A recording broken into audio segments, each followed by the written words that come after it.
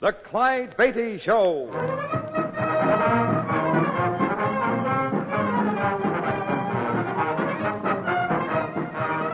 The world's greatest wild animal trainer, Clyde Beatty, with an exciting adventure from his brilliant career. The circus means thrills, excitement, snarling jungle beasts. The circus means fun for young folks and old. But under the big top, you see only a part of the story. The real drama comes behind the scenes, where 500 people live as one family, where Clyde Beatty constantly risks death in the most dangerous act on earth. This master of the big cats has journeyed to Africa and India, hunting down his beasts in their native jungle. All of this is part of the Clyde Beatty story. It is entitled Danger Unrehearsed.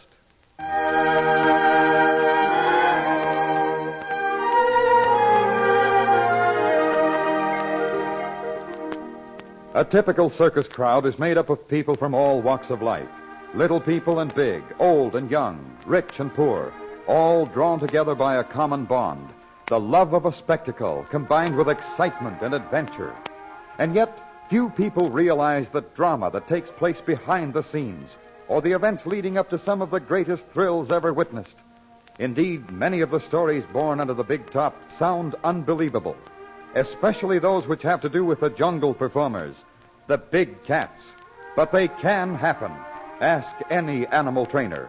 In fact, ask the greatest of them all, Clyde Beatty. Yes, some of the strangest experiences in my career sound like the most exaggerated fiction. For instance, I remember a few years ago when the circus was starting a 3-day run in Omaha, Nebraska. It was a hot July afternoon and almost time for our opening matinee. My wife, Harriet, and I were walking through the menagerie tent toward my dressing room. Well, Sultan seems to be feeling better this afternoon, Clyde. Are you going to use him today? Sure, he's fit as a fiddle now. I think he was only half sick and half playing possum in the first place. Oh, he's hardly acting like a possum now, at any rate. But I'm glad he's all right again. He's really the most beautiful tiger in the act. And the meanest. Yes. Yes, I know. Clyde, why do you use him? He does nothing but cause trouble. If he isn't fighting the lions, he's springing at you every time you turn your back for an instant.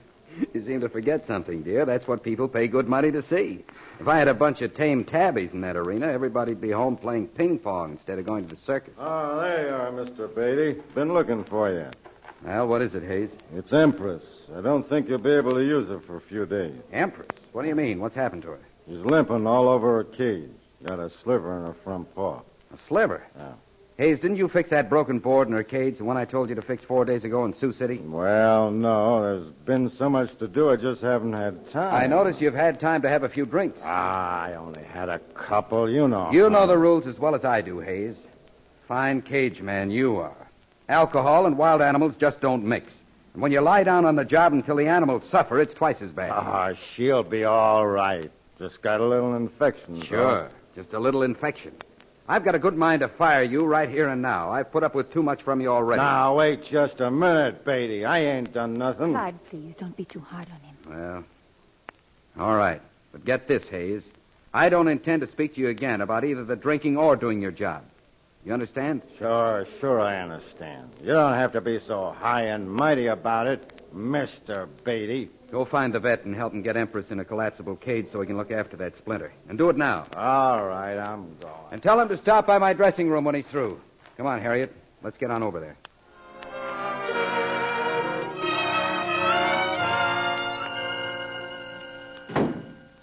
Oh, me. Sometimes I wonder why I didn't stay in Chillicothe and become a shoe clerk or something. Now, with Empress lame, I'll have to use Ganges on the new trick. And Sultan's still pretty nervous with the other cats. Yes, that's something I wanted to talk to you about. The new trick, I mean. Wait till they see this one. 4 months I've worked on it, not counting the time in winter quarters. Today, the public will see it for the first time. Do you have to do that trick today, Clyde? Couldn't it wait another week? Long enough for you to rehearse it some more? Why, Harriet, you know I've got to do it today. Have you forgotten the publicity releases? The papers have all printed that a big surprise is in store for everybody today. A brand new trick, never before seen.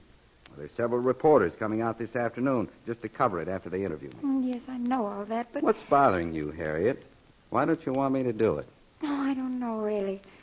You'll probably laugh at me, but I have the strangest feeling. Call it woman's intuition, if you will, but that trick is so dangerous.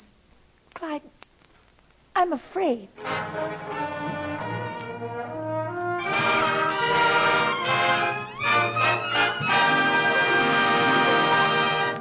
In just a moment, we continue with the Clyde Beatty adventure, Danger Unrehearsed.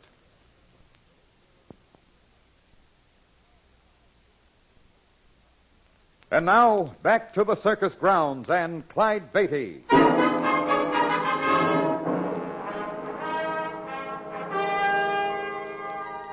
The seats under the big top were filling rapidly as the time drew near to begin another matinee performance.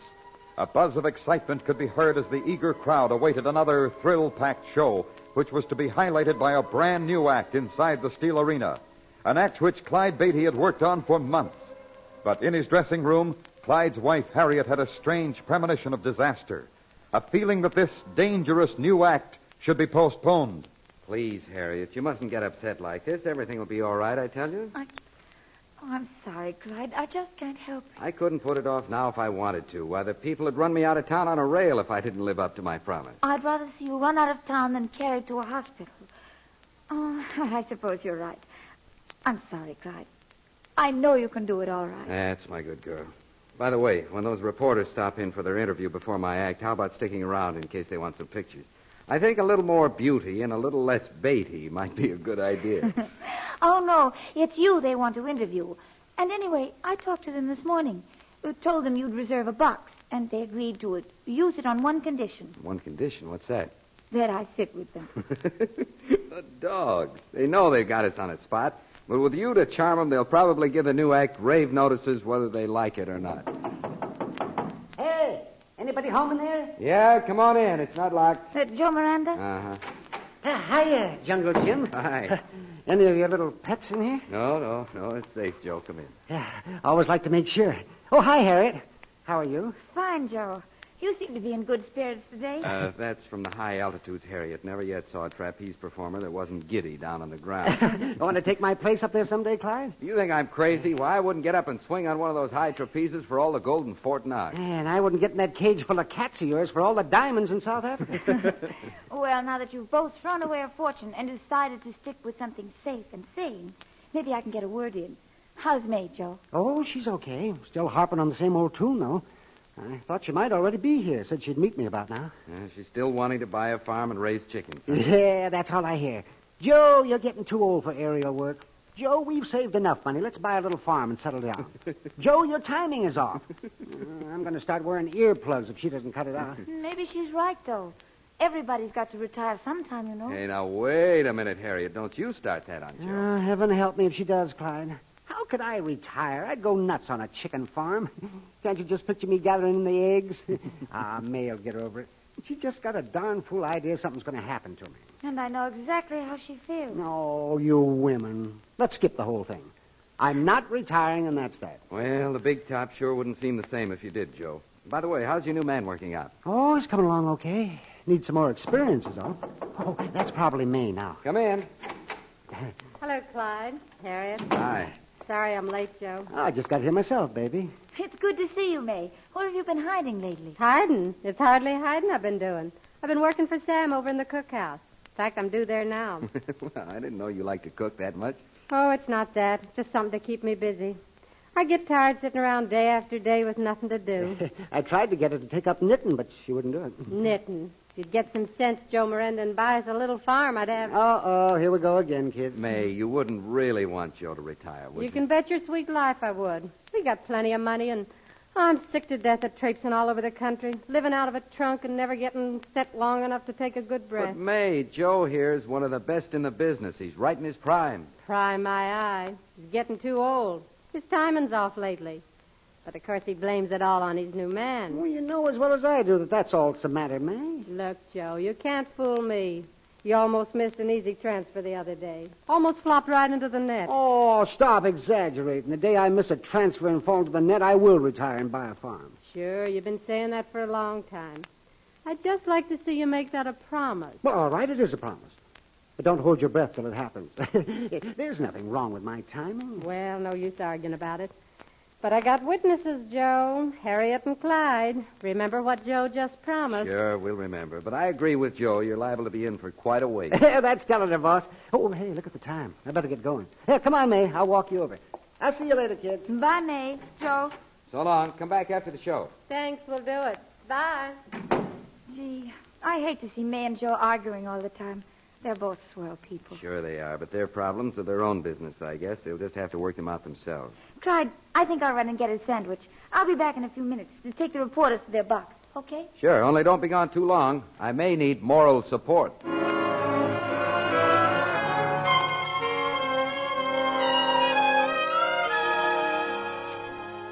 I know some of these questions we've been asking probably seem pretty silly to you, Mr. Beatty, but you know the public, they want to know everything. As a matter of fact, your questions have all been good ones, Mr. Collins, and I believe in satisfying the public's curiosity, so fire away. Well, another one my kid wanted me to find out about is this. He said some of his friends told him the lions and tigers you use are all tame, that you've raised them ever since they were cubs. That idea seems to be quite a popular one, but it definitely isn't true. Right now, I'm only using 3 or 4 cats that were born in captivity. Actually, they're harder to train and more undependable than jungle-bred animals. I notice you say more undependable, Mr. Beatty. Does that mean that you can't really depend on any of them? Well, perhaps my choice of words isn't the best, but that's about what it amounts to, Mr. Fry.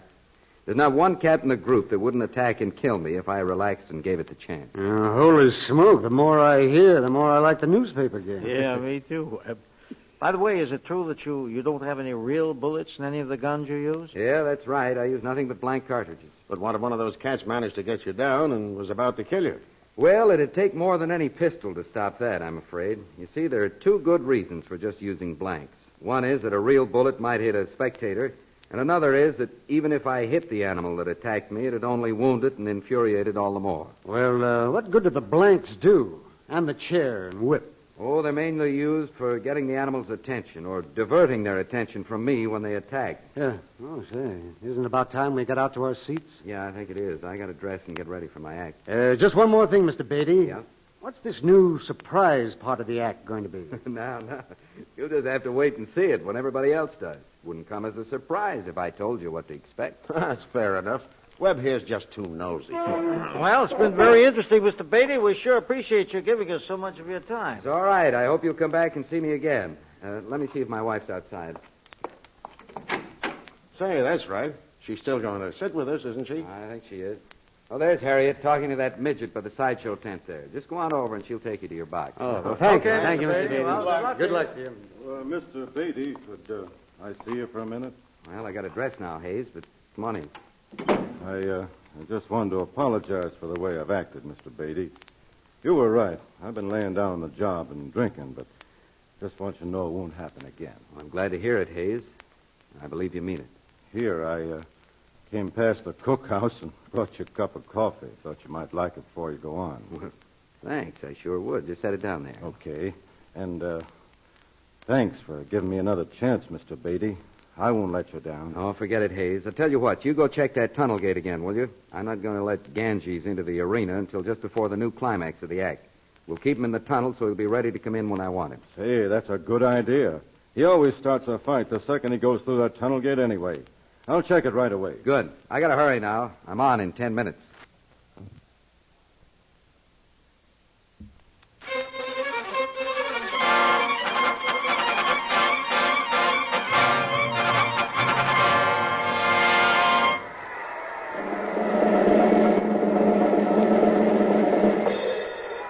Ladies and gentlemen, your attention is directed to the Steel Arena, presenting the largest group of jungle-bred wild animals ever assembled at one time.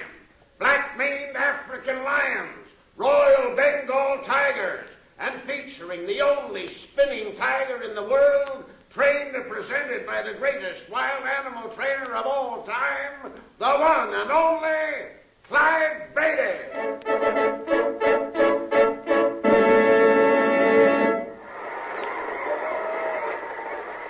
Well, it won't be long now, gentlemen. Oh, you said it, Mrs. Beatty.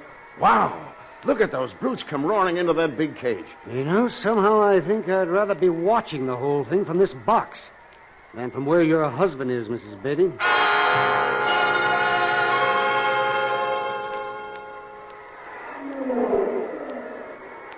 ringmaster certainly wasn't exaggerating, Mrs. Beatty. This is the greatest show yet, and I've seen a lot of them. Oh, but I suppose it gets boring to you, doesn't it? Oh, on the contrary, Mr. Collins, one can never become bored with Clyde's act, knowing any second something unforeseen might happen. You see, no two performances are ever quite the same. Yeah, I think I see what you mean. Mixing that many lions and tigers may look simple, but actually it's the most dangerous thing in the world for a trainer to attempt. Is it true that your husband's the only one who ever succeeded in doing it? Mixing that many, I mean? Yes, that's correct. He's worked as many as 54 lions and tigers together at the same time. Did you say he's about to do the new surprise trick, the climax? Any moment now, Mr. Collins. Oh, man, look at that big brute paw at his chair. I wouldn't stand in front of that lion for $1 million. That's Simba, one of the meanest of the lot. I think he's especially upset because of Ganges, that tiger that's pawing at the tunnel gate trying to get into the arena. Look, the lion knocked the chair right out of his hand. Well, he slipped. Holy mackerel, he's flat on his back. The lion's grabbed him. Look, he's picking him up by the belt. Well, how do you like that? He's carrying Beatty around the arena like a sack of flowers. Hey, that's the greatest stunt I ever hope to see. This is a surprise climax, Mrs. Beatty. It's the... Why, Mrs. Beatty, what's the matter? You look as pale as a ghost. You don't understand. That's not part of the act. Clyde's at his mercy. Simba will kill him.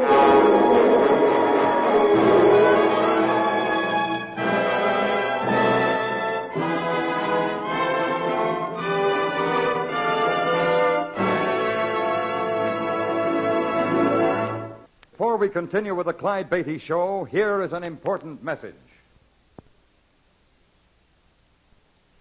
We return now to Clyde Beatty and Danger Unrehearsed. The big circus crowd excitedly awaiting the climax of Clyde Beatty's wild animal act suddenly saw the giant Nubian lion Simba knock the chair from Beatty's grasp and crash him to the ground. Then, to the complete astonishment of the spectators, the lion grabbed Beatty by the belt and began carrying him around the arena. But Harriet Beatty knew that this was not part of the act, and that Simba would soon turn killer. Down in the arena, Clyde Beatty was faced with the biggest crisis of his life, a crisis named Simba. As Simba carried me around the arena, I thanked my lucky stars for the heavy leather belt around my waist. So far, Simba had only scratched me. But if he changed his hold, it looked like curtains.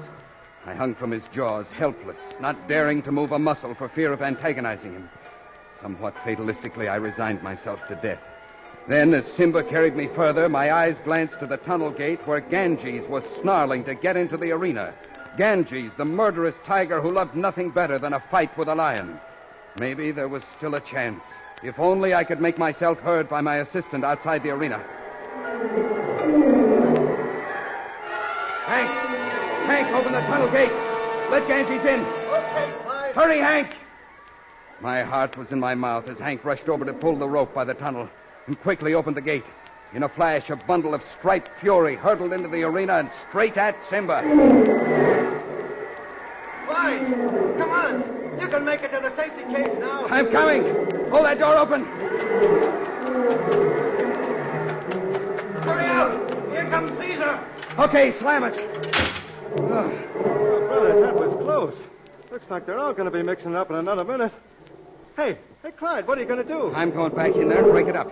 Hand me another chair and be ready to give me a fresh flank gun when I yell. I may need plenty before I'm through in there. Clyde, have you going nuts? Why not just turn the fire hose on them? Nothing doing, Hank. Look out. Let me back in there before they forget who's boss of the big cage.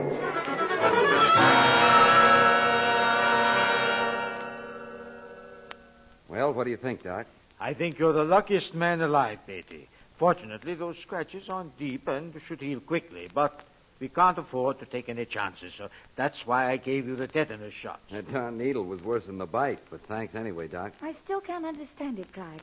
When Simba first pawed at you, you didn't seem really to be trying to keep him from knocking the chair out of your hand.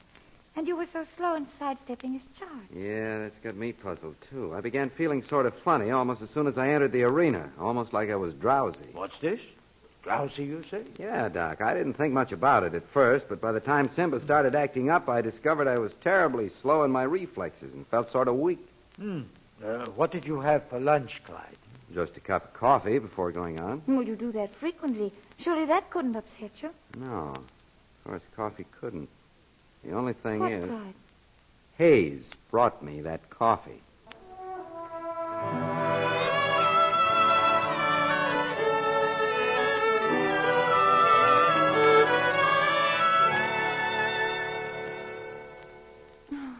I'm glad you went there to see it, May. I don't think I've ever been so frightened in my life, even when I've been in the arena with those cats. Must have been awful, Harriet. And all those people yelling and applauding. They all thought it was part of the act. Even the newspaper men thought it was the new trick Clyde had promised. Well, from the looks of this belt here, that lion wasn't exactly being playful. Looks like a punch board. Oh, thank heaven he had it on. I shuddered to think. Uh-huh. Bet I missed all the gossip. Hi, May. Well, hello. Harriet was just telling me about your latest crowd thriller. If you think the crowd was thrilled, you should have been in my boots. Doesn't sound like you, Clyde. Not being able to sidestep without falling down like that. I know, it was downright embarrassing. But as I told Harriet and Doc Miller, I was kind of groggy. Everything I did seemed to wind up in slow motion. What? No, I forgot to tell May that. Well, maybe it's just as well. After all, we don't know anything yet. Say, what's this all about anyway? Oh, nothing much. It's just something. I'm in a rush, Clyde, but I wanted to tell you, I sent Tuppy right in with that stuff, and he just called from the laboratory. And our hunch was right. Are they sure about that, Doc? Absolutely. They found distinct traces of phenobarbital. Well, I'll be. Okay, Doc, thanks. Better watch your step, Clyde. See you later. What will you do now, Clyde? Shouldn't you report this to the police right away? Yes, I guess I'll have to, but it's still hard to believe. Would you two mind letting me in on this? Oh, I'm sorry, May, but it seems that somebody's trying to speed me to an early grave. I drank a cup of coffee just before the show today, and it was doped with sleeping pills. What? Oh, no. You know Hayes, one of the cage men, don't you? Hayes, yes, of course. Well, he and I had a little trouble this morning, and I threatened to fire him. Then, just before my act went on, he stopped in, apologized, and gave me a cup of coffee. But I guess he didn't mean that apology.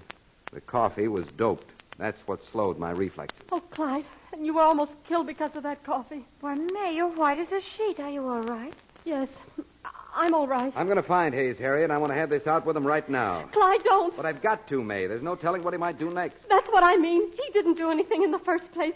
It was all my fault, Clyde. May, what are you saying? It's true. Hayes isn't to blame. He just got things mixed up. I gave him that coffee with the sleeping pills in it. What? But why, May? Oh, it wasn't meant for you, Clyde. Hayes came over to the cookhouse to get you some coffee, and I saw a chance to carry out an idea. I fixed you a cup and another one for Joe. Only I put 2 sleeping pills in Joe's and told Hayes to be sure he got that one because it had more sugar in it the way Joe likes it. You put those pills in coffee that Joe was supposed to drink? I can't expect you to understand, but... Well, remember the promise Joe made about quitting the circus if ever he missed a trapeze and fell to the net? Why, yes, I remember.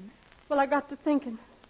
Maybe if I put those pills in the coffee, it would throw his timing off and he'd miss. I didn't put enough in really to hurt him any. Why, May, I can't believe you'd do a thing like that. I know it's too late now, but I'm sorry, Clyde. I almost got you killed. Just because I wanted my chicken farm. Clyde knows you didn't mean for him to be hurt, May. I hope so. But when Joe finds out, it'll be the end of us. The end of everything, I guess. And I can't blame him. Joe's not going to find out, May, on one condition. Oh, Clyde, I'd agree to anything if you won't tell him. Well, I won't breathe a word of it if you'll swear never again to try to force Joe into retiring. Don't you see, that's not the way to go about it. Joe's one of the greatest aerialists in the business. He's just got to go on as long as he's able. I know that now. I guess I knew it all along. I was being selfish and only thinking of myself. But I promise, from now on, I'll be his biggest booster and mean it. Good enough. And now, if you girls will excuse me, I got work to do. Why, Clyde, what work do you have to do now? I'm going to run those cats through another rehearsal of the new trick. Tonight, the people are going to see what they were supposed to see this afternoon.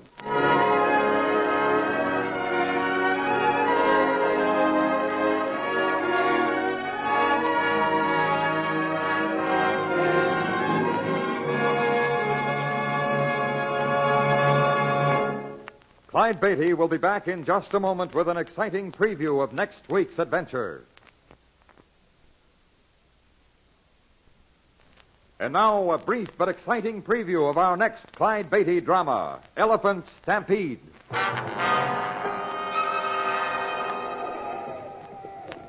Harriet, old Wango's boys sure know their business. They got the whole elephant herd on the run. Oh, aren't they big bulls? Yeah, we'll catch some fine ones this time. They're headed straight for the stockade. Oh, I hope the elephants don't see us here. If they charge us, we'd be trapped. We could never climb that cliff in back of us. Don't worry. They'll never spot us here in the bushes. See, they're going right by. Clyde, that tusker, he's seen us. He's charging us. Get behind me, Harriet. I'm going to shoot. He's still coming. Shoot again, Clyde, quick. I can't, Harriet. The gun's jammed. Clyde, the whole herd's turned with him. We're trapped. We'll be trapped with a death.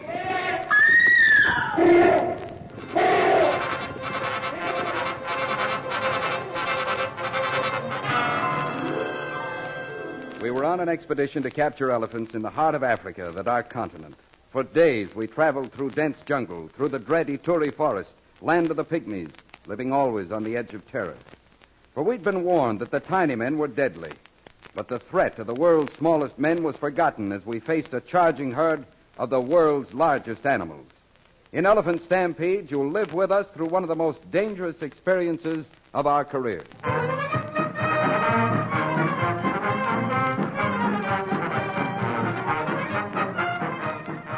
All stories are based upon incidents from the career of the world-famous Clyde Beatty and the Clyde Beatty Circus. The Clyde Beatty Show is produced by Shirley Thomas. Danger Unrehearsed was written by Robert T. Smith.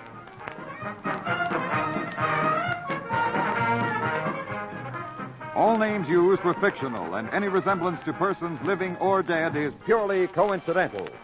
This is a Commodore production.